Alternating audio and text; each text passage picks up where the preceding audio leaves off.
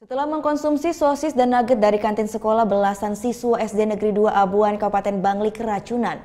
Dari hasil penyelidikan sementara, saus yang digunakan mencampur makanan sudah kadaluarsa.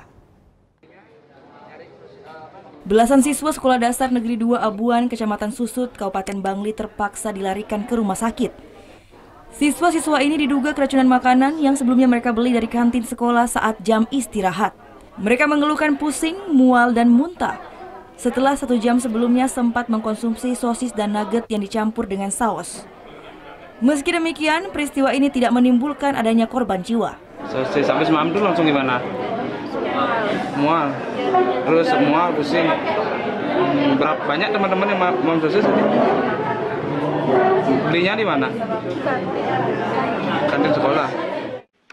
Dari hasil olah tempat kejadian perkara, polisi mengumpulkan sampel sisa makanan berupa sosis dan nugget yang diduga sebagai penyebab keracunan.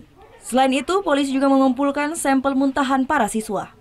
Nantinya keseluruhan sampel ini akan diuji di laboratorium untuk mengetahui penyebab keracunan.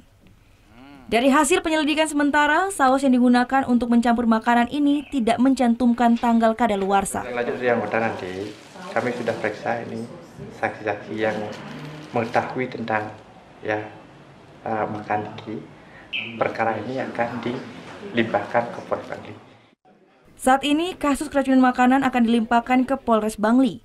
Sedangkan para murid sekolah yang keracunan sudah masuk sekolah kembali. Sementara itu, pedagang kantin sekolah masih diperiksa sebagai saksi. Kadek Mertana melaporkan untuk NET.